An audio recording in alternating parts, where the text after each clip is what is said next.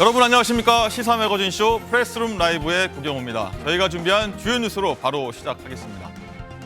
윤석열 대통령이 국민통합위원회와 만찬을 하며 새로 꾸려진 국민의힘 지도부와 상견례를 가졌습니다. 대장동 관련 재판에선 민주당 이재명 대표가 검찰 주장에 30분 넘게 직접 조목조목 반박했습니다. 자세히 살펴봅니다. 바이든 미국 대통령이 확전 방지 노력을 위해 잠시 뒤 이스라엘로 출발합니다. 이스라엘군의 공습으로 하마스 최고 지휘관 중 한 명이 사망하는 등 양측의 충돌은 더욱 치열해지고 있습니다. 전문가와 분석해 보겠습니다. 정부가 당초 내일로 예정됐던 의대 입학 정원 확대폭을 발표를 연기하기로 했습니다. 의사협회가 긴급회의를 열어서 모든 수건을 총동원해서 투쟁하겠다고 반발한 데 따른 반응입니다. 잠시 뒤 정치권 핫한 뉴스 이슈를 모은 이슈집으로 프레스룸 라이브 돌아오겠습니다.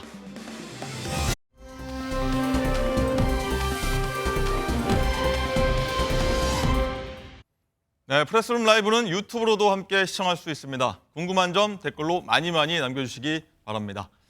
오늘 이슈집에서는 윤석열 대통령이 주재한 국민통합위원회 만찬 이야기와 대장동 그리고 성남FC 의혹 두 번째 재판에 출석한 이재명 민주당 대표 이야기 그리고 국감에서 펼쳐진 이 대표 관련 수사 공방까지 짚어보도록 하겠습니다.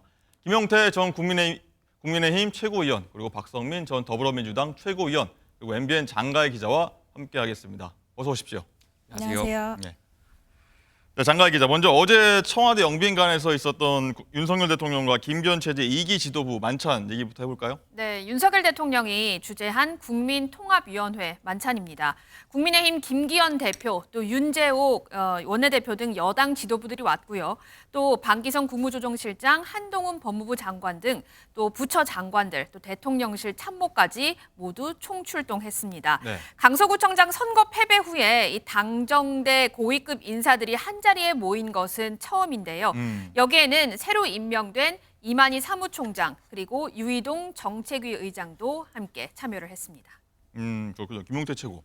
말씀하신 것처럼 당정 고위급 인사에 총출동한 건데 대통령 직속위원회 행사에 고위급 인사들이 대규모로 참석한 건 좀 이례적인 모습이 아닐까요? 이례적으로 많이 보시는 것 같아요. 네. 그리고 그 강서구청장 선거 이후에 당정대가 다 모여서 특히 이 통합위원회, 국민통합위원장이 주가 같이 하는 행사에 함께했다는 것 자체가 당내에서는 김한길 위원장한테 힘을 실어준 것 아니냐. 김한길 위원장. 이런 평가들이 좀 주를 이루고 있는 것 같습니다. 특히 어제 대통령께서 그 각부 장관이나 각부 내각에 그 국민통합위의 제언을 좀 꼼꼼하게 세심하게 이렇게 챙겨라라는 말씀 좀 강조하셨다고 하더라고요. 근데 네네. 이번뿐만이 아니라 대통령께서 지난번에도 이제 국민소통위에서 발표한 그런 정책이나 그런 제언들을 각부 정책에 좀 잘 관심을 가지고 입안시켜달라는 말씀 여러 차례 하신 걸로 알고 있습니다. 그래서 아마 이 자리가 이렇게 해서 좀 김한길 위원장한테 힘을 실어준 자리 아니냐라는 해석들이 좀 나오고 있습니다. 그렇군요. 이 김한길 위원장 얘기해 보니까 윤 대통령하고 김 위원장이 한 달에 두세 번씩 독대하는 사이다 이런 보도들이 좀 있더라고요. 김 위원장 행보도 앞으로 좀 궁금할 것 같아요. 사실 저희가 그 여당 내에서 이제 풍문으로 네. 강서구청장 선거 이후에 그 비대위로 가는 거 아니냐라는 이런 풍문들이 있었는데 그 풍문에 김한길 위원장이 비대위원장 오시는 거 아니냐 혹은 선대위원장을 오시는 거 아니냐 이런 일종의 지라시라고 할까요? 이런 네. 것들이 내부의 어떤 정보방을 통해서 돌았었는데 네. 그 정도로 이제 대통령과 김한길 위원장 간의 관계가 아마 언론에서도 많이 소개되었지만 돈독하셨던 걸로 알고 있어요. 그 두 분이 언론에서 소개된 바에 따르면 2013년도부터 인연이 시작된 걸로 알고 있는데 예. 당시가 이제 법사위였습니다. 그래서 2013년도에 그 윤석열 당시 검사장에 대해서 김한길 위원장이 그 당시에 민주당 대표셨는데 그러니까요. 법사위 위원도 아니심에도 불구하고 직접 찾아가셔가지고 수사팀의 어떤 그러한 건의사항이나 이런 것들 또 수사팀의 신변보호를 그 당시 박근혜 대통령께 직접 요청하는 등 여러 가지로 이제 인연이 있으셨던 것 같아요. 그 뒤로도 아마 그 김한길 위원장께서 당시 대표 시절에 윤석열 지검장께 총선에 출마하라 이러한 권유도 많이 했다라는 것이 이제 언론 보도를 통해서 알려지고 있는데요.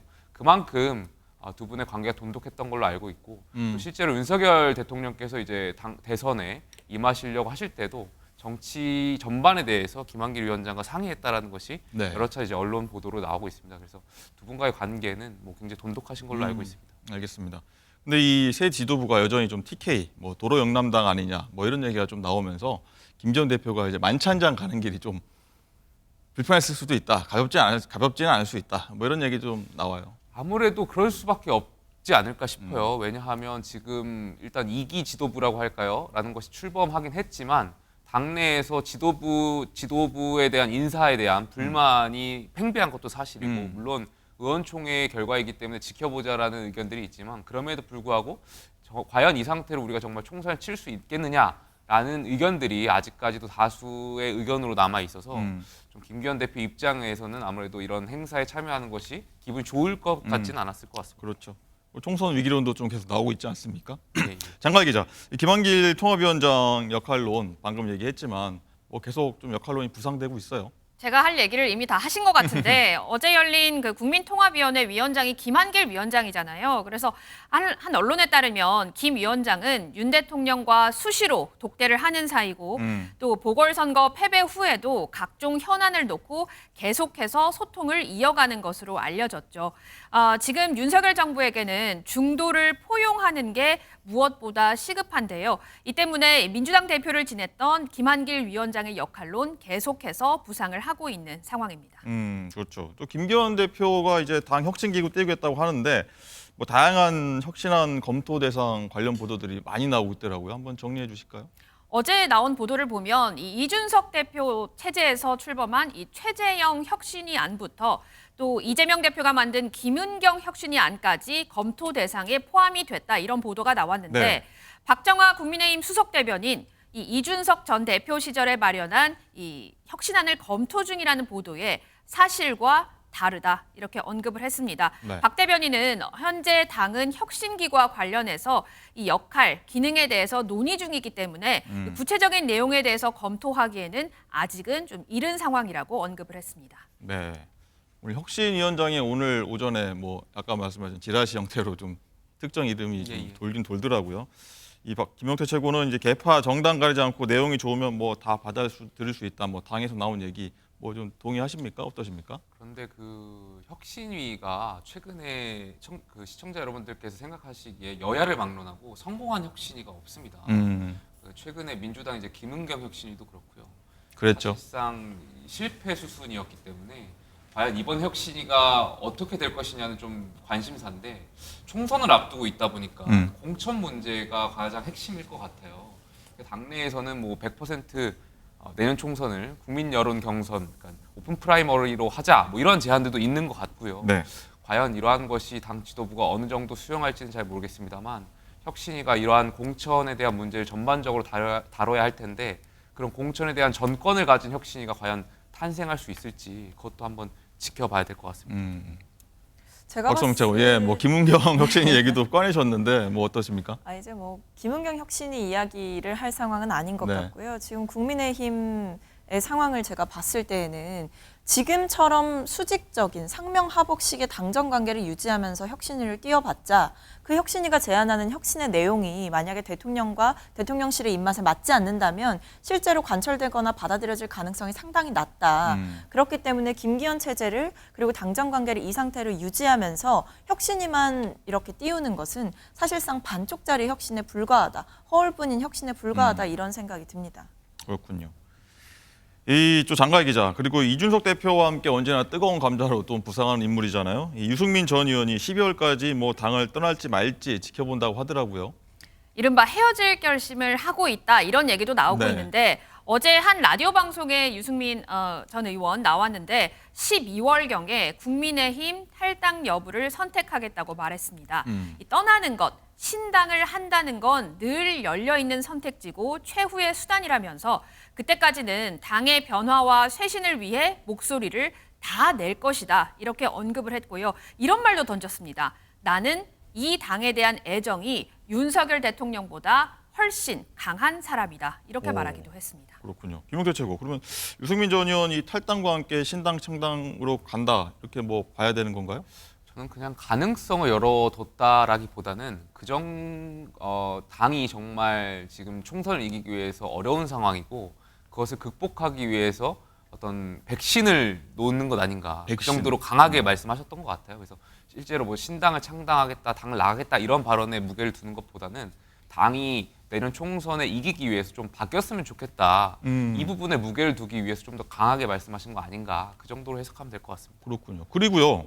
윤 대통령의 멘토로 불리는 심평 변호사 있지 않습니까? 오늘 아침입니다. 유승민 전 의원과 이준석 전 대표가 신당 창당 명분을 쌓기 위해서 윤 대통령을 지금까지 계속 비판하고 있다. 이렇게 진단을 했는데 어떻게 보셨어요? 글쎄요, 뭐 안경을 저희가 선글라스를 어떤 것을 끼느냐에 따라서 바라보는 세상이 다를 것 같아요. 뭐 파란색 안경을 끼면 파란색 세상이 보이는 거고, 검정색 안경을 끼면은 검정색 세상이 바라보이는 거고. 신당 창당의 명분을 쌓기 위해서 윤 대통령을 비판한 것이 아니라 저는 당이 좀 제대로 가고 대통령께서 국민들께 더 사랑받기 위해서 쓴소리를 한 것이지 그 명분에서 말씀하신 것이지. 저 이걸 물론 이제 받아들이시는 분들이 어떤 명분으로 이제 받아들이시냐에 따라서 그 해석이 달라질 수 있을 텐데요. 저는 제 후자의 제 의견이 더 맞다라고 보여지고요.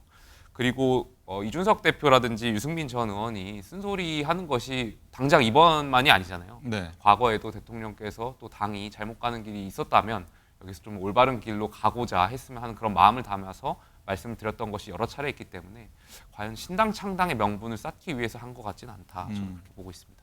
박성민 최고는 이 상대방 입장에서 볼 때 뭐 두 인물, 뭐 윤 대통령에 대한 비판 계속 해왔는데 어떻게 바라보셨어요? 그러니까 심평 변호사 같은 경우에는 사실 윤석열 대통령이 이준석 전 대표와 유승민 의원을 바라보는 시각을 마치 대리해서 얘기해 주는 것 같은 느낌을 받았는데요. 네. 정확하게는 알 수는 없지만 지금 이준석 전 대표가 사실 그런 여당을 향해서 그리고 윤석열 대통령을 향해서 쓴소리를 한 것을 두고 자기 이익 챙기려고 하는 것이다라는 일종의 프레임을 잡고 있는 것 같다라는 생각이 들었습니다. 하지만 실제로 저도 그 이준석 전 대표가 했던 기자회견의 내용을 봤지만 네. 그 내용 중에 상당히 좀 들을 만한, 그러니까 여당이 새겨들을 만한 내용들이 꽤 많았다고 생각을 하거든요. 그리고 전직 대표로서 대통령을 향해서 좀 충심 어린 조언을 전 했다라고 생각을 합니다. 근데 이것을 받아들일지 말지는 사실 대통령과 여당의 손에 달려 있는 거죠. 네. 하지만 우리 모두는 정답을 알고 있을 거라고 생각합니다. 이준석 전 대표의 조언을 듣는 것이 지금 여당의 상황에서는 굉장히 필수 불가결한 것인데 이것을 메시지가 마음에 안 든다고 해서 메신저를 또다시 공격하는 형태가 되고 또 더 나아가서는 사실 메시지를 보지도 않은 채 메신저를 공격하기 위해서 이런 정치적인 프레임, 마치 신당 창당을 하기 위한 명분 쌓기다. 이런 식으로 호도하는 것이 오히려 지금 당의 위기 상황을 간과하고 지금 마치 이 국면을 그냥 넘어가면 된다. 이렇게 생각하고 있는 것 같아서 여당은 좀 정신을 차리셔야 할 것 같습니다. 네, 두 분 의견이 상당히 다릅니다.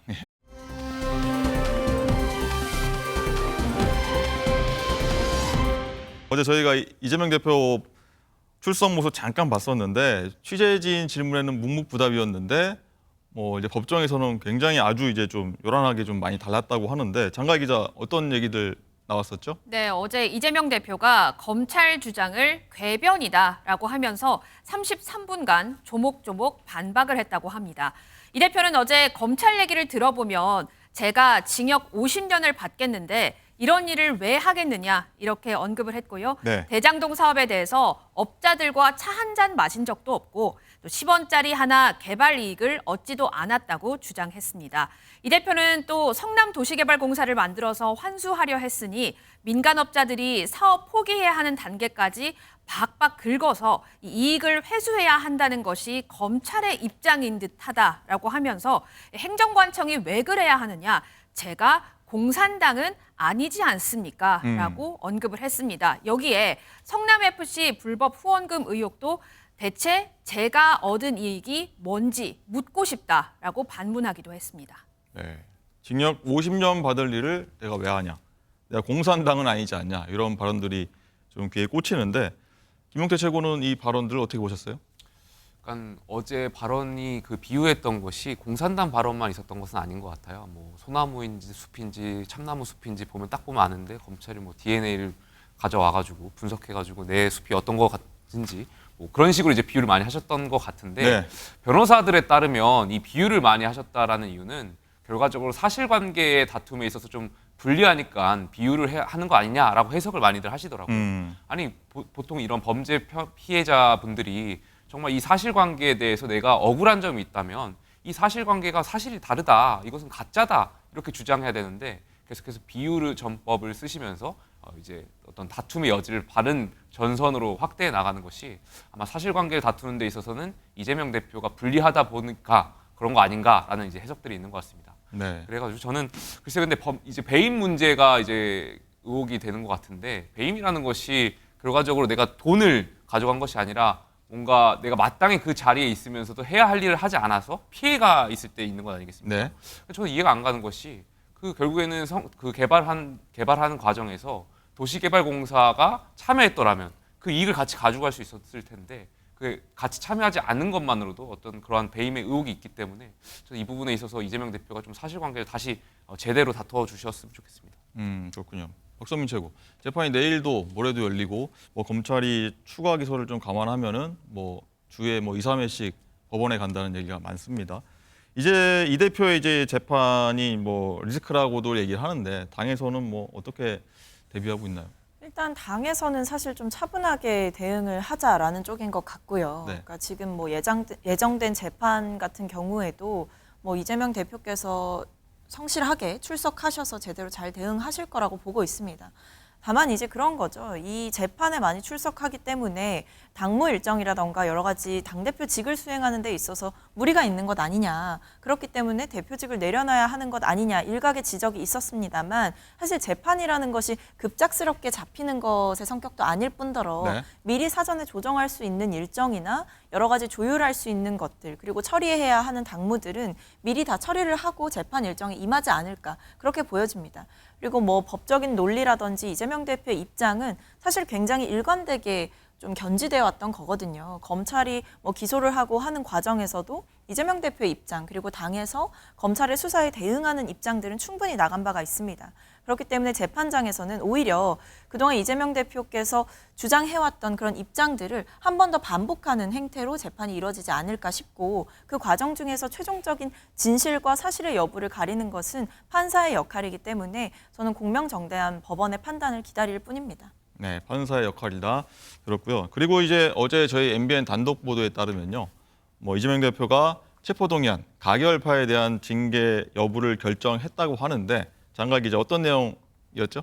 네, 정치부에서 취재한 바에 따르면 지난주 금요일 민주당 최고위원회 비공개 회의에서 가결파를 징계하지 않겠다는 이재명 대표의 뜻이 정해진 것으로 확인이 됐습니다. 이재명 대표가 지난 9일에 우리의 작은 차이를 넘어서서라고 언급을 하지 않았습니까? 이에 대해서 이 말이 가결파 의원에 대해서 징계를 하지 않겠다는 것 아니냐 이런 얘기들이 계속 나왔는데요. 이후 당 통합을 강조한 이 대표가 가결파 징계에 대한 입장을 직접적으로 밝힌 건 처음이라고 합니다. 다만 이 정청래 의원이라든지 이 장경태 등 친명 지도부 의원들은 여기에 반대하는 것으로 알려졌습니다. 반대한다. 정청래 의원 등은 반대한다고 하는데 박성민 최고는 뭐 이 내용 보도 어떻게 보셨습니까?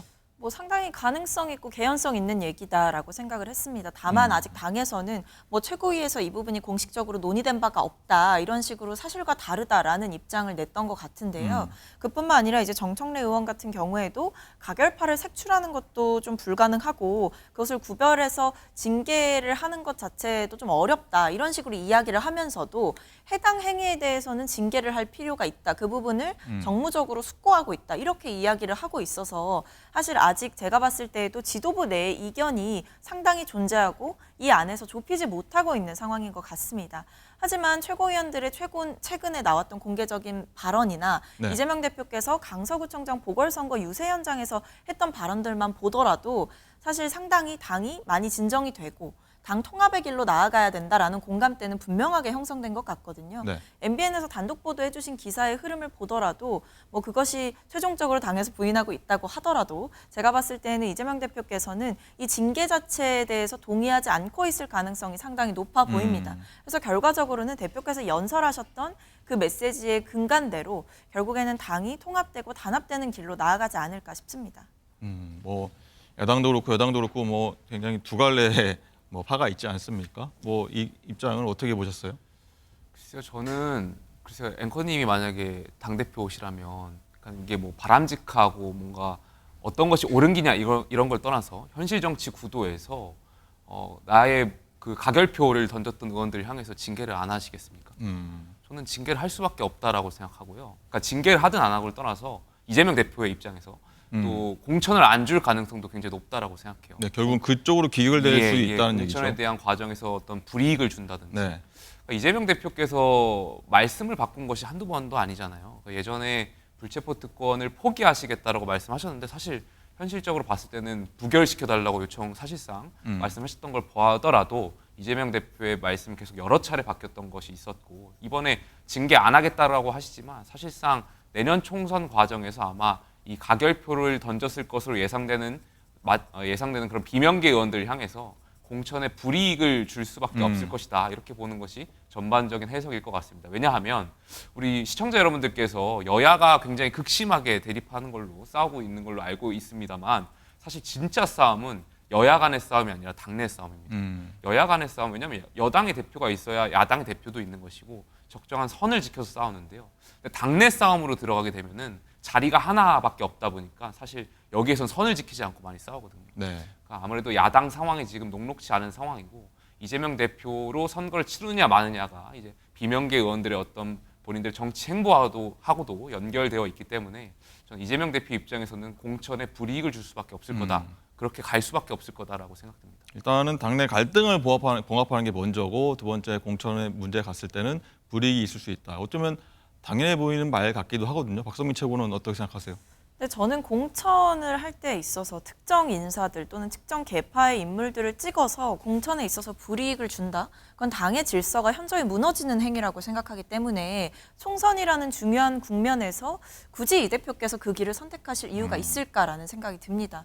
만약에 경선을 보장해주지 않거나 무리하게 컷오프를 시킬 경우 거기에 따른 그 현직 의원들의 반발은 당연히 예상되는 것이고 네. 거기에 더해져서 만약에 무소속 출마를 하게 되면 오히려 야권에 유리한 국면보다 여권에 유리한 국면을 만들어줄 수도 있는 거기 그럴 수 때문에 있죠. 공천 과정에서의 잡음을 최대한 줄이려고 할 것이라고 봅니다. 그래서 지금 일각에서 주장하는 것처럼 마치 뭐 비명계를 찍어서 자객 공천을 한다던가 또는 비명계 의원들을 축출하는 방식으로 공천을 한다던가 이런 것은 사실 민주당에 존재하고 있는 공천 시스템의 그 체계상 사실 불가능한 일이다 이렇게 보여집니다. 네, 이 문제는 좀 더 지켜봐야 될 것 같아요. 그리고 이제 장가 기자, 어제 열린 법사위 국감에서도 이재명 대표 수사와 관련해서 설전이 좀 많이 오갔어요. 이재명 대표가 이 구속영장이 기각되지 않았습니까? 그래서 민주당에서는 이거 빈털터리 수사다 이렇게 날을 세웠거든요. 그랬더니 이 송경호 서울중앙지검장, 백현동 사건, 공직선거법 위반, 대북 송금 사건 한 건 한 건 모두 중대한 사안이고 모두 구속 사안이다 이렇게 맞받아쳤습니다. 네. 민주당 김영배 의원 이런 말도 했습니다.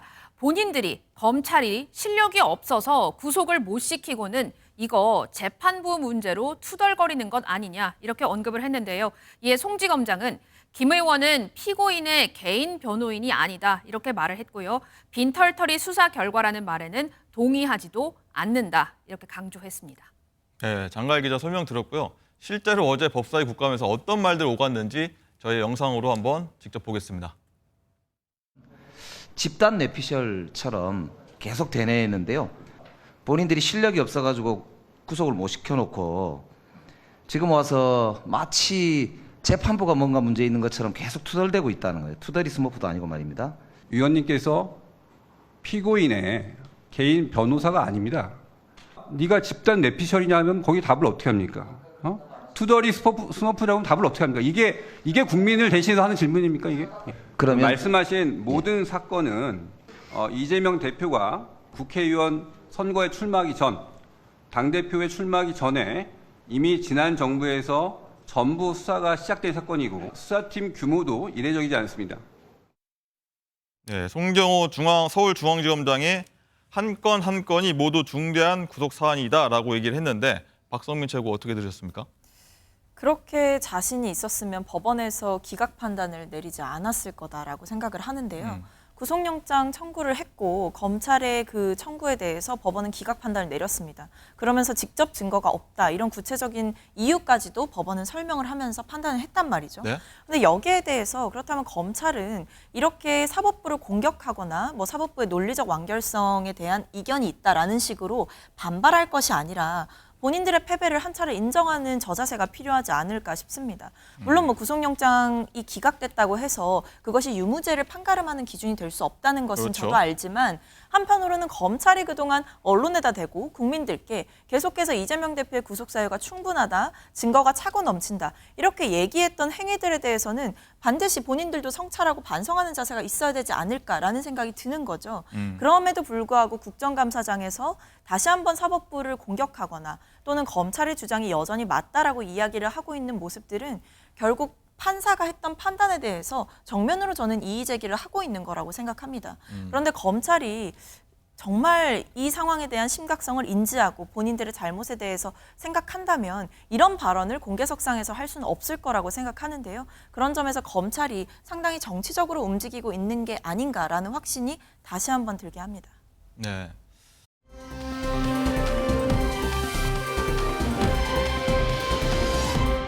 그리고 어제 이 법사위 국감에서는요, 이뿐만이 아니라 대북 송금 의혹 사건 수사하고 있는 수원지검 차장검사 관련 의혹도 제기됐는데요. 그 영상도 한번 보고 오겠습니다. 수원지검장님 2차장 이정섭 차장입니다. 이분은 수사를 할 사람이 아니라 수사를 받아야 될 분 같습니다. 우선 위장 전입입니다. 부인은 그냥 놔두고 저렇게 아버지와 딸이 주민등록지를 옮겨서 명문 초등학교로 입학을 합니다. 주민등록 등본을 어떻게 입수했는지 이것도 잘 모르겠습니다만 면책 특권을 남용해서는 안 된다고 생각합니다. 이 자료의 취득 과정에 대해서 문제를 삼는데 그건 문제 삼으십시오. 불법성이 있다고 생각하시면 얼마든지 조사하시고. 예, 김의겸 의원 주장 제가 한번 정리를 한번 해보겠습니다. 이재명 대표 수사를 맡은 수원지검 차장검사가 딸을 명문 초등학교에 보내기 위해서 강남에서 위장 전입을 했고요. 처가가 운영하는 골프장에 동료 검사들의 골프 예약을 대신 잡아줬다.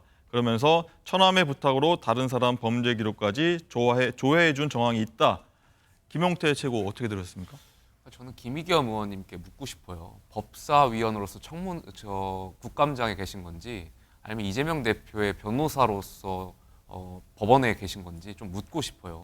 국감이라는 것은 어떤 국정에 대한 현안에 대해서 감사를 하고 예산 전반에 대해서 심의를 하고 굉장히 중요한 일정 아니겠습니까? 국회와 어떤 행정부 간에 그런 중요한 의미가 있는 행사인데 네. 이 자리에서 특정 인물의 인사청문회장을 생각하게 할 만한 네. 그러한 차장검사를 향해서 또 특히 이재명 대표와의 수사와 관련된 그런 차장검사를 딱 집어가지고 개인의 신상과 관련해서 질의하는 것은 글쎄요, 저는 국정감사장에서는 적절치 않은 것 아닌가 이런 생각이 좀 듭니다. 장갈 기자, 당사자인 이정섭 차장검사 위장 전입을 인정했지만요. 다른 의혹은 사실이 아니라고 반박을 했죠. 네, 이정섭 차장검사가 국감의 증인은 아니기 때문에 국감장에 출석은 안 했는데요. 이후 한 언론과의 통화에서 이 처남과 처남의 아내가 이혼 소송 중인데 이 처남의 아내가 제보를 한 것 같다며 이 처남댁과 처남의 이혼 소송에 국정감사위원들이 동원돼서 굉장히 유감이다라고 언급을 했고요. 또 위장 전입 문제는 현재 해소가 됐고 세금 1,800만 원 체납 지적에는 위장 전입으로 다른 집에 고지서가 발송됐기 때문에 생긴 문제라면서 이 모두 해결이 됐다고 했습니다. 민주당은 이정섭 차장검사 공수처에 고발하기로 했습니다. 박성민 최고, 앞서 보셨듯이요. 이 조수진 의원은 개인의 주민등록등본 어떻게 입수했냐 이런 의문 제기했고 김의겸 의원은 불말씀 수사해라 이렇게 얘기했어요. 그러니까 뭐 따져봐야 알겠지만 사실 자료를 입수하는 과정은 상당히 여러 개가 있습니다. 네. 특히 국정감사를 할 때에는 의원 개인이 혼자 준비하는 것이 아니라 어떻게 보면 제보도 받는 것이고 하는 거기 때문에 사실 이 자료의 출처는 아직 좀 따져봐야 되는 영역에 저는 있다라고 생각을 하고요. 네. 이 상황에서 국민의힘의 의원들께서 이 자료가 마치 불법적으로 편취된 것처럼 주장하시는 것에는 아직까지는 동의하기 어렵다 이렇게 말씀드릴 수 있겠습니다.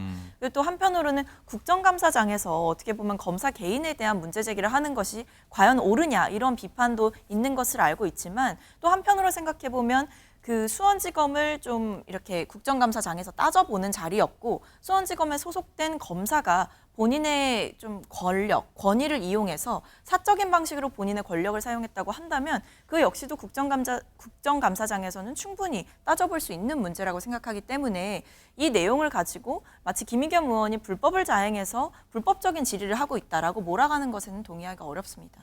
박수민 최고에 충분히 따져볼 수 있는 내용이다라고 했는데 김용태 최고는 그럼 이런 개인적 의혹이죠. 차장검사. 국감장에서 김의겸 의원이 꺼낸 이유 뭐라고 보세요?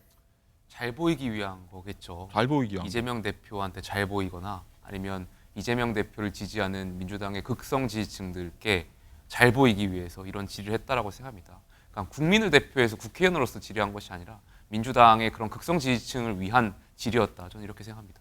알겠습니다. 뭐 정치권은 내일도 또 어떤 일이 터질지 한번 지켜보도록 하겠고요. 두 분 오늘 말씀 고맙습니다. 감사합니다. 감사합니다.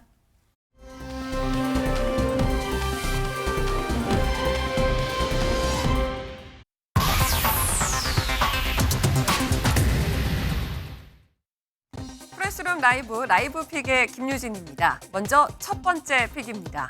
아무리 술에 취해도 잊어선 안 될 것이 있죠. 휴대전화나 지갑 얘기가 아닙니다. 이 남성은 더 중요한 사실을 잊은 모양입니다. 지난 15일 새벽 서울의 한 주택가에서 한 외국인 남성이 만취 소동을 일으켰습니다. 자전거를 던져 주차된 자동차를 부수고 의자를 들고 소리를 지르며 행인을 위협했는데요. 결국 경찰의 테이저건을 맞고 체포된 이 남성, 필리핀 국적의 불법 체류자였습니다. 여기서 분명히 할 점, 술이 원수가 아니라 내가 문제라는 걸 알아야 한다는 것 아닐까요? 이곳도 별안간 벌어진 소동으로 시끌시끌했는데요. 어제 경기도 광명의 한 아파트에서 30대 탈북민과 경찰이 3시간 동안 대치하는 일이 벌어졌습니다. 이 남성 아파트 12층 난간에 걸터 앉아 집에 불을 지르겠다고 소리를 질렀는데요. 급기야 집안에 있던 화분까지 집어 던졌습니다. 아니 대체 이게 무슨 일인고 하니 가정폭력 문제로 분리조치된 베트남인 아내와 딸을 보게 해달라며 이런 소동을 벌인 건데요. 결국 경찰 특공대가 내부로 진입해 체포된 이 남성. 있을 때 잘하란 말 모르시나요? 세상 일이 다 내 맘 같지 않다고 하지만 이분 심정만 할까 싶습니다. 가족 간 법정 다툼으로 힘든 시간을 보내고 있는 박수홍 씨 부부에게 응원을 보내는 연예인 동료들이 있는데요. 바로 코미디언 조혜련 씨와 김원효 씨입니다. 조혜련 씨는 박 씨 부부에게 너희에겐 우리가 있다, 평생 같이 가자란 SNS 글을 올렸는데요. 김원효 씨도 SNS에 부모는 자식의 거울이란 말을 올리며 앞으로는 깨진 거울 말고 예쁜 거울만 보고 살란 응원의 메시지를 전했습니다. 사실관계야 법정에서 가려지겠지만 그걸로 이 가족의 갈등과 상처가 회복될 수 있을까요? 지금까지 라이브 픽이었습니다.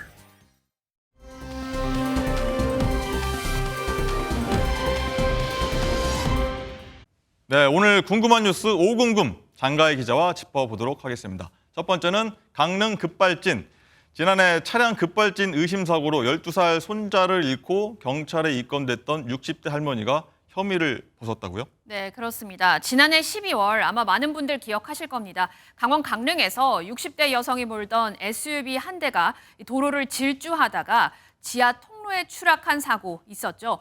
당시 영상을 보면 차량이 멈추는 듯 하다가 갑자기 굉음을 내면서 앞차를 들이받고 질주를 하는데요. 네. 당시 할머니는 차량 통제가 되지 않는 듯 함께 탄 12살 손자 이름만 외쳤습니다. 네. 이게 안 돼! 도연아! 도연아! 도연아! 도연아! 네, 이 사고로 뒷좌석에 타고 있던 12살 이도현 군 숨졌고요. 할머니는 피의자가 됐는데 어제 강릉경찰서가 이 10개월간 수사 끝에 할머니에 대해 증거 불충분으로 혐의 없음 불송치 결정했습니다. 네, 혐의가 없다는 건데 뭐 왜 그런 결과가 나왔나요? 네, 앞서 이 국과수에서는 사고 차량의 사고 기록 장치, 즉 EDR을 분석한 결과 운전자가 제동 페달이 아닌 가속 페달을 밟아서 사고가 발생했을 가능성이 있다. 이렇게 감정 결과를 내놨거든요. 네. 그런데 경찰에서는 국과수의 감정 결과는 실제 엔진을 구동해서 검사한 결과가 아니라는 한계가 있다고 판단을 했습니다. 그러니까 실제 차량 운행 중에 제동 장치의 정상 작동 여부와 또 갑작스러운 기계 오작동을 확인할 수 있는 검사가 아니기 때문에 이 국과수 분석 결과가 할머니의 과실에 의한 사고임을 뒷받침할 자료로 삼기에는 부족하다, 증거가 좀 부족하다 이렇게 결론을 내린 겁니다. 네, 할머니 측도 이건 차량 결함으로 인한 급발진 사고였다. 지난 1월에 이런 소송을 냈었죠. 네, 그렇습니다. 이 민사소송에서 이뤄진 사설 전문기관 감정 결과도 국과수의 분석과는 상반된 것이어서요. 경찰은 국과수 분석 결과만으로 할머니에게 죄를 묻기는 어렵다고 판단했습니다. 도영군의 가족이 정말 고통을 많이 받았을 것 같은데 가족들 반응은 어떤가요? 네, 아무래도 이 도현군 아버지 같은 경우에는 자신의 어머니가 이 불송치 결정이 내려지긴 했지만 여전히 손자를 잃은 슬픔에 괴로워하는 어머니를 보면서 가슴 아파했습니다. 도연이가 없다고 하염없이 울으시는 어머니의 모습에 그래도 마음의 짐은 조금이라도 벗어날 수 있지 않을까 하는. 네, 그런데 이 급발진 의심 사고가 날 때마다 약속이라도 한 듯 이 사고 기록 장치죠. EDR, 이 기록에는 가속 페달을 밟았다 뭐 이렇게 나오는데 신뢰성이 좀 떨어지는 거 아닌가요? 네, 그래서 제가 전문가에게 직접 물어봤습니다. 블랙박스에 찍힌 영상과 EDR에 나오는 자료가 안 맞습니다. 같이 제작사도 공동 책임을 지고 원인을 밝혀야 된다는 구조로 법을 바꿔라. 실제 EDR이 급발진 규명에 별 효과가 없고 상식적으로 이해하기 어려운 측정 기록이 원고 측에 불리하게 작용하는 경우도 많은데요. 이 제도적인 개선 꼭 필요해 보입니다.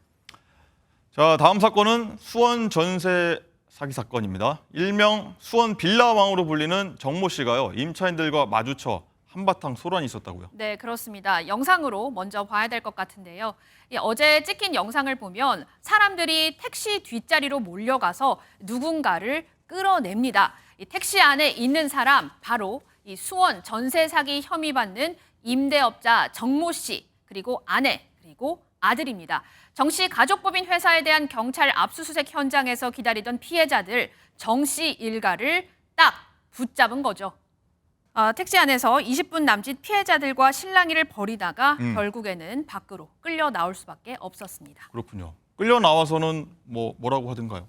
피해자들에게 죄송하다 이렇게 언급은 했지만 이 구체적인 변제 계획을 묻는 질문에는 묵묵부답으로 일관을 했습니다. 그렇군요. 이 피해액이 또 근데 어마어마하다고 들었어요. 네, 그렇습니다. 이 피해가 예상되는 이 주택 세대 수가 670여 세대인데요. 이 전체 피해액은 810억 원에 이를 것으로 보이고 있습니다. 810억 원이요. 네. 예, 다음 사건은 계부 성폭행입니다. 무려 13년 동안 어린 의붓 딸을 상습적으로 성폭행한 계부가 경찰에 붙잡혔다고요? 네, 그렇습니다. 지난 13일이죠. 의붓 딸을 13년간 수천 번 성폭행한 혐의로 50대 계부 A씨가 검거가 됐습니다. 2008년 미성년자였던 피해자 B씨는 의붓 아버지 A씨에게 처음 강제추행을 당했는데요. 네. 가족 모두 이민을 간 뉴질랜드에서도 A씨의 성폭행 계속됐다고 합니다. 2015년 한국에 들어온 B씨, 아버지가 했던 이 몹쓸 짓을 지인에게 털어놓으면서 해당 행위가 범죄임을 알게 됐다고 합니다.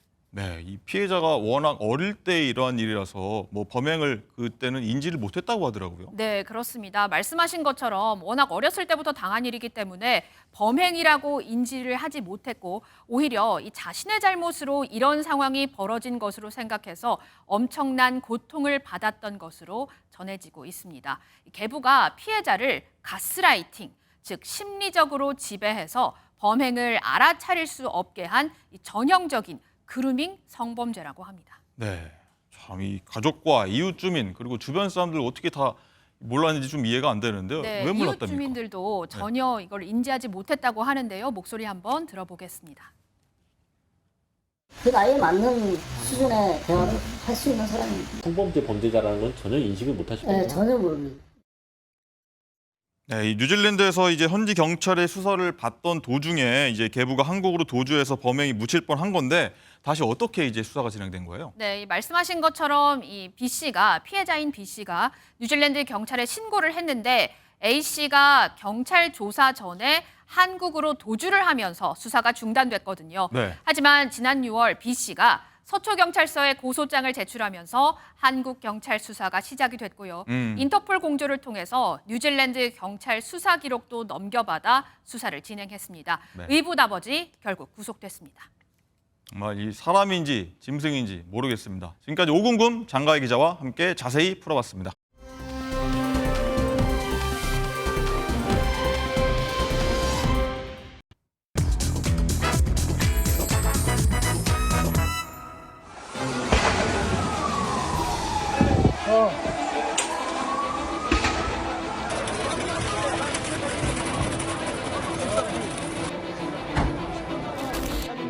والميدانية نتيجة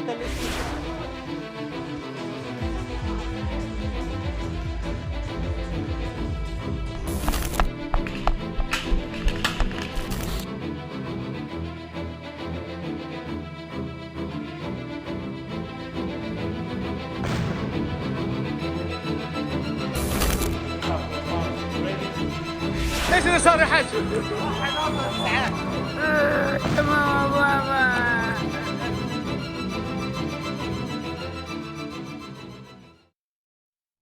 네, 열흘 넘게 지속되는 이스라엘과 하마스의 전쟁, 이스라엘의 지상전 예고로 긴박하게 돌아가고 있는데요.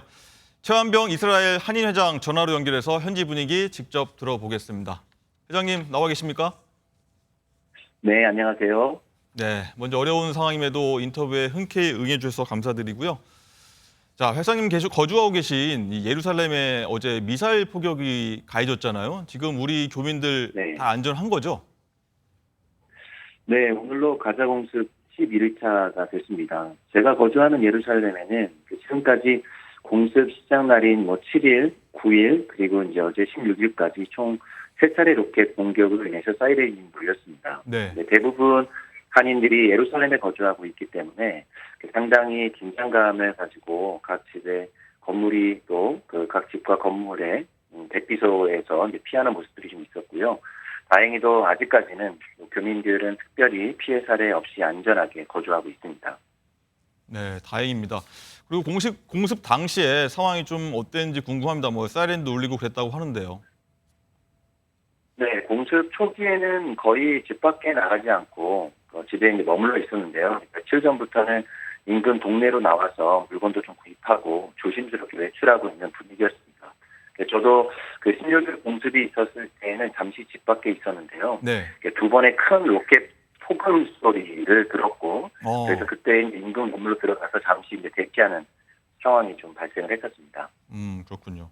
이 버스 타던 시민들이 이제 사이렌을 듣고 급하게 대피하는 영상도 저희가 봤는데 언제든 이제 공습 사이렌이 울릴 수 있는 상황인 만큼요.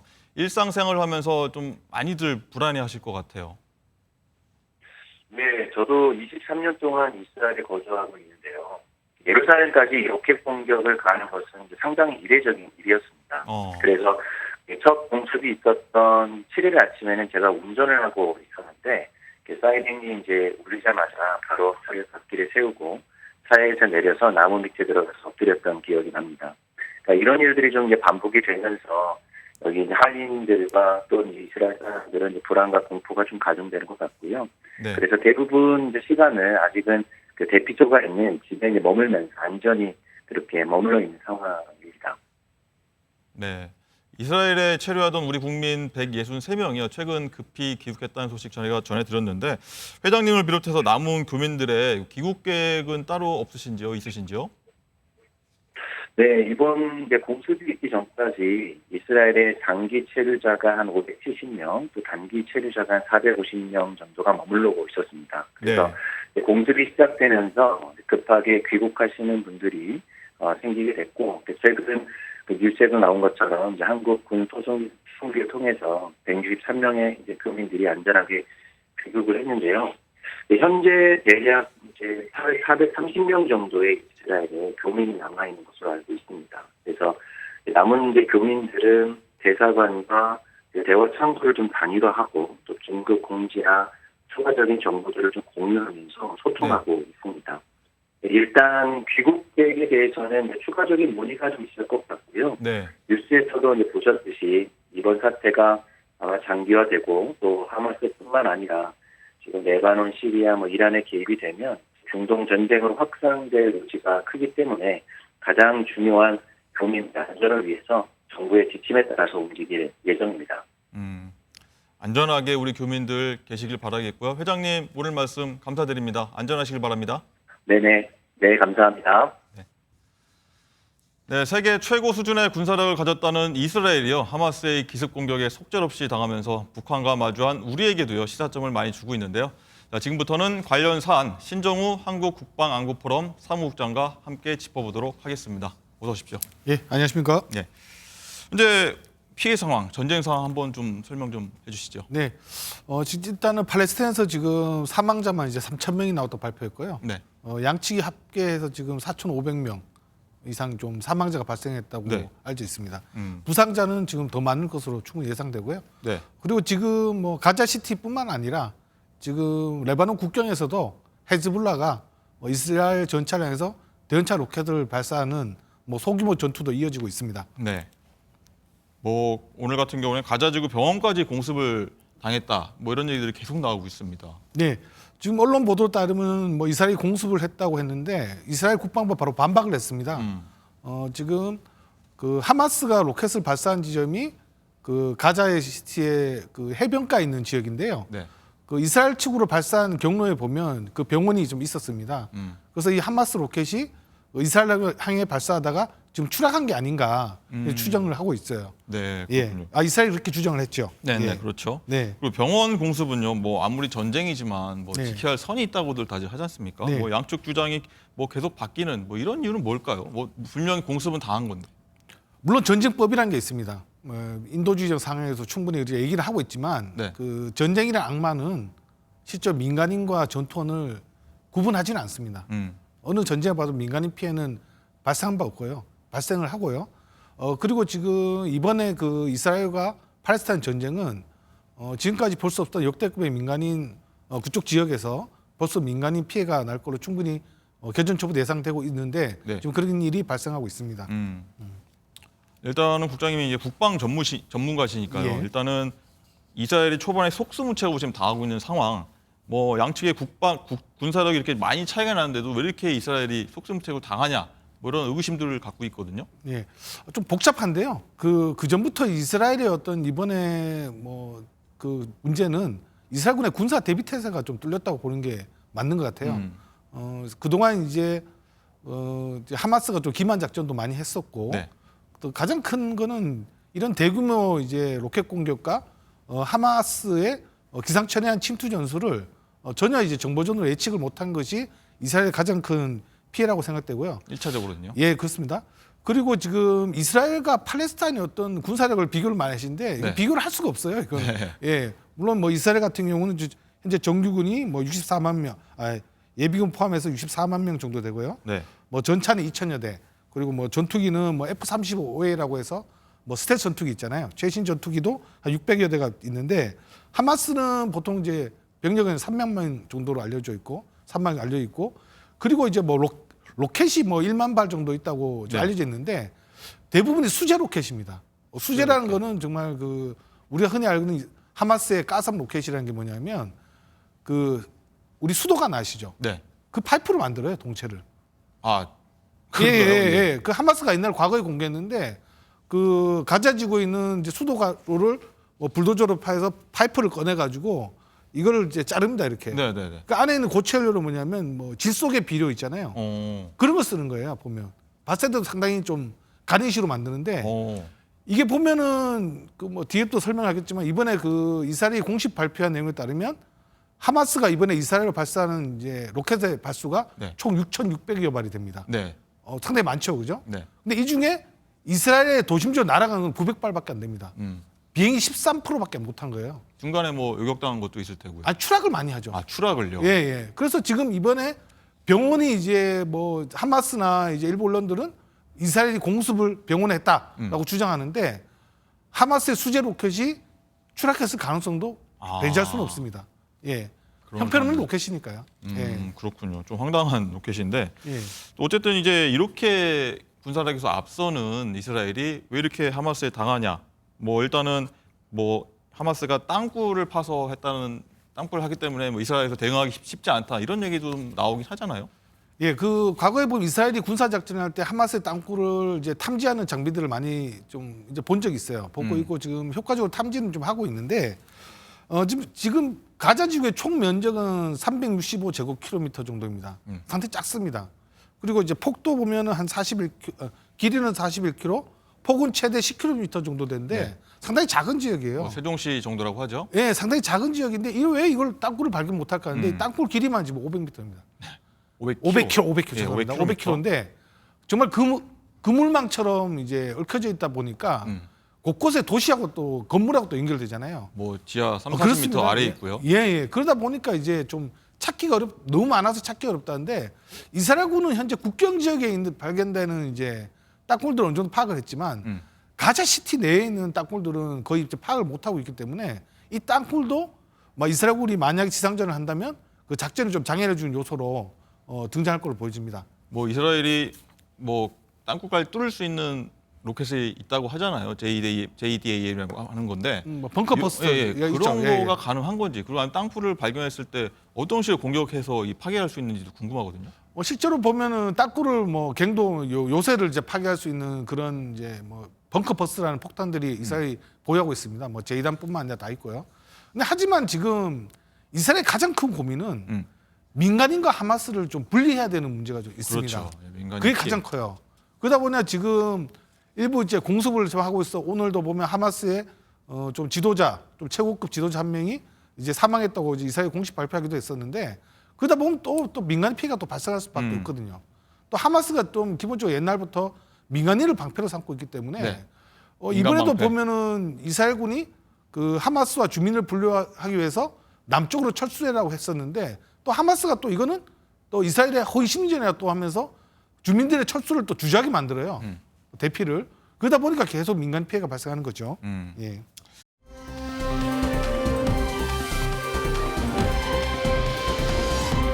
합동참모본부가 발표한 내용이 좀 저희한테는 와닿는 내용 같은데 하마스가 북한제 무기를 소지한 정황이 포착되는데 합참이 이제 하마스와 북한과 연관돼 있을 가능성을 제기를 한 거거든요. 예, 충분히 가능성이 있습니다. 지금 먼저 이제 언론 보도에 알려진 건 F7 로켓입니다. 북한에서 7호 발사관, 우리 흔히 아는 이제 RP7이라고 불리는 그렇게 들렸죠. 견착식 대전차 로켓인데요. F7이라는 주기는 북한이 이제 과거부터 중동에 RP7을 북한에서 만든 RP7을 수출할 때 수출명입니다. 그러다 보니 당연히 이제 북한제로 충분히 의심을 받을 수밖에 없을 것이고, 뭐 RP7뿐만 아닙니다. 뭐 이미 그 이전에 하마스가 북한제 대전차 로켓 불세2를 사용하는 모습이 또 공개되고 했습니다. 불세2 같은 경우는 뭐 유선 유도, 레이저 유도가 되는 대전차 미사일인데요. 뭐 F7보다 훨씬 더 위력이 강력하죠. 예. 그런데요, 이제 북한 무기가 어떻게 하다가 이 하마스까지 이렇게 흘러가게 된 건가요? 네, 뭐 과거 유엔 대북 제재 보고서에 따르면 그 북한이 이제 중동 지역으로 뭐 대량의 이제 RP7 대전차 로켓을 F7이 하는 대전차 로켓을 화물선에 그 뭐 다른 이제 것과 이제 숨겨가다 적발된 사례도 많이 있습니다. 그 있고 뭐 대전차 로켓뿐만 아니라 뭐 스커드 미사일까지 이란에 수출하고 했죠. 아마 저 개인적인 생각에는 하마스와 이란이 그 하마스와 북한의 어떤 직접적인 군사 지원보다는 뭐 이란을 통해서 흘렸을 가능성이 이란을 통해서 충분히 높습니다. 왜냐하면 북한과 그 이란 같은 경우는 과거부터 군사 협력을 많이 하고 있고 실제로 보면은 이란의 기초적인 이제 미사일 기술은 다 북한에서 기술 지원을 해준 거거든요. 뭐 그 미사일까지 기술 지원해 주는데 뭐 사소한 로켓 등은 충분히 가능하죠. 네, 그리고요 이제 패러글라이딩을 탄 이제 하마스 대원들이요 이스라엘 국정 철책을 넘어가서 내려와서 공격을 했던 저 영상을 많이 봤는데 이런 공격 전술도 북한에서 전수했을 가능성이 좀 제기됐습니다. 예, 어제도 합참에서도 이제 발표를 했는데 이런 패러글라이딩 침투 전술은 북한도 지금 이미 사용할 걸로 예상되고 있고 뭐 한반도 유사시에. 근데 하지만은 패러글라이딩은 우리 흔히 아시다시피 스포츠용이잖아요. 뭐 이거를 북한이 군사 고문단까지 보내서 직접적으로 하마스에 가르쳐줄 가능성은 좀 낮아 보입니다. 예. 근데 하마스가 모방을 하고 했다는 게 좀 더 정확한 표현일 것 같습니다. 예. 일단은 오늘 한 언론 보도를 보면요. 북한이 이제 개성공단에서 패러글라이딩을 생산하고 있다 이렇게 해석할 수 있는 정황이 포착됐다 하더라고요. 뭐 이런 것들이 흘러 들어간 것으로 보이고 뭐 국장님 말씀은 그런 것까지 전수했을 수는 없다라고 하시는데 어떻게 좀 저희가 연결해서 상황을 지켜볼 수 있을까요? 지금 개성공단인 건 주로 의류 산업이잖아요. 네. 패러글라이딩은 천으로 다 만들지 않습니까? 투천으로. 말다 보니까 이런 천들이 좀 제가 앞서 말씀드린 거는 북한이 군사 고문단까지 파견을 해서 패러글라이딩 조작법을 가르쳐 주는 게 아니라 이런 이제 그런 걸 제작할 수 있도록 그런 원료까지 천이나 낙하산줄 이런 것들이 뭐 낙하산이잖아요. 네. 낙하산줄까지 제공될 가능성이 있는데 개성공단에서 충분히 만들 수가 있죠. 왜냐하면 그 정도는 그 의류 산업이 좀 중심이지 않습니까? 충분히 가능성 있는 얘기라고 생각됩니다. 전수 어떻게 했는지가 가장 사실 궁금한 부분이기도 한데 뭐 영상으로 할 수는 없는 것 같고 예. 항상 그 부분이 좀 네네. 궁금한 상황인 것 같습니다. 네. 또 이런 가운데서 이 미국의 바이든 대통령이 오늘 이스라엘을 정적 방문합니다. 가자지구 지상전을 벌여도 점령을 하지 말라 이렇게 계속 강조해 왔는데 확전 중재 뭐 가능하다고 보십니까? 어떠십니까? 지금 미국 바이든 대통령도 확전을 막기 위해서 많이 노력을 하고 있습니다. 지금 뭐 이란이 지금 전투력을 뭐 이스라엘 공격하게 뭐 이스라엘을 계속 우리가 참전하겠다고 하고 있고 네. 뭐 헤즈볼라뿐만 아니라 시리아에서도 일부 이제 반군 세력들이 지금 그 이스라엘과 좀 교전을 하고 있는지 확전의 가능성이 아주 높은 상황이면 분명합니다. 근데 하지만은 그 뭐 사우디나 그 뭐 UAE 같은 경우는 물론 이제 중동의 무슬림들은 무슬림을 지지하지만 실제로 직접적인 어떤 군사 활동은 보이지는 않고 있어요. 그리고 게다가 지금 미국의 그 만든 최신 항모, 전 세계에서 지금 이 항모를 따라올 수 없는 뭐 제럴드 포드 항모 전단뿐만 아니라 또 추가의 항모 전단 그리고 이제 해병대를 2,000여 명 해병대원을 탑승한 강습 상륙함까지 지금 중동에 이제 파견을 지금 진행 중에 있거든요. 네네. 우리가 항모 전단 얘기하면 한 나라의 군사력과 맞먹습니다. 뭐 전투기만 있는 건 아니에요. 실제 그런 걸 봐서는 바이든 정부도 군사력에 의한 확전 방지 뿐만 아니라 어떤 외교를 통한 확전 방지에 대해서 많이 노력하고 있는데 뭐 확전의 가능성은 뭐 지금 딱히 또 볼 수는 없는데 어떤 가능성은 또 충분히 배제할 수는 없습니다. 알겠습니다. 예. 그리고 또 가장 중요한 얘기가 아이언돔 네. 얘기해봐야 될 것 같아요. 이스라엘이 그동안 90% 이상 요격률을 자랑했는데 이 아이언돔이 속수무책으로 무너졌지 않습니까? 근데 이게 우리나라에서도 한국형 아이언돔이 있지 않습니까? 우리에게 주는 시사점이 분명히 있을 것 같아요. 우리가 어떻게 막아야 될지. 네, 그 아이언돔이라는 건 좀 우리가 좀 오해를 많이 하고 있습니다. 지금 지난번 이제 이번에 전쟁 나전에 아이언돔이 요격률을 90% 이상 보여왔거든요. 네. 그때는 당연히 하마스가 로켓 발수가 적었겠죠. 그래서 충분히 한데 이번에는 그 하마스가 이제 발사한 그 뭐 6,600발 중에 900발이 그 이스라엘 이제 도심지로 날아왔고 네. 그 중에 아이언돔이 700여 발을 요격을 했습니다. 상당히 명중률이 77.7% 정도 됩니다. 거의 78% 정도 되는데 이 정도면 상당히 우수한 이제 건데 우리가 보면 이런 걸 이제 요격 체계뿐만 아니라 우리가 보면 그 전에 이스라엘군의 어떤 강점이 좀 잊었어요. 아이언돔 때문에. 그 전에 아이언돔이 그러니까 하마스가 이스라엘을 로켓 공격한 게 2000년 시작이었는데 그때는 이스라엘이 항상 보복 공격이 나갔습니다. 네. 그동안에 민간인 피해가 많고 국제적인 비난 여론이 컸었는데 아이언돔이 생기면서 오히려 이제 낮은 거예요. 그 결국은 뭐냐면 이런 아이언돔뿐만 아니라 그 선제 대응 능력도 필요합니다. 선제 대응. 예, 그렇습니다. 왜냐하면 선제 대응을 해서 우리를 공격하는 걸 줄이면 우리가 피해를 적게 입게 되겠죠. 네. 예. 알겠습니다. 걱정이 많은데 우리나라도 뭐 잘 시사점을 바로 받았으면 좋겠습니다. 오늘 말씀 여기까지 듣겠습니다. 국장님 감사합니다. 예, 감사합니다. 네, 오늘 프레스 라이브는 여기서 마치겠습니다. 점심 맛있게 드시고요. 저희는 내일 오전 10시 30분에 다시 찾아뵙겠습니다. 고맙습니다.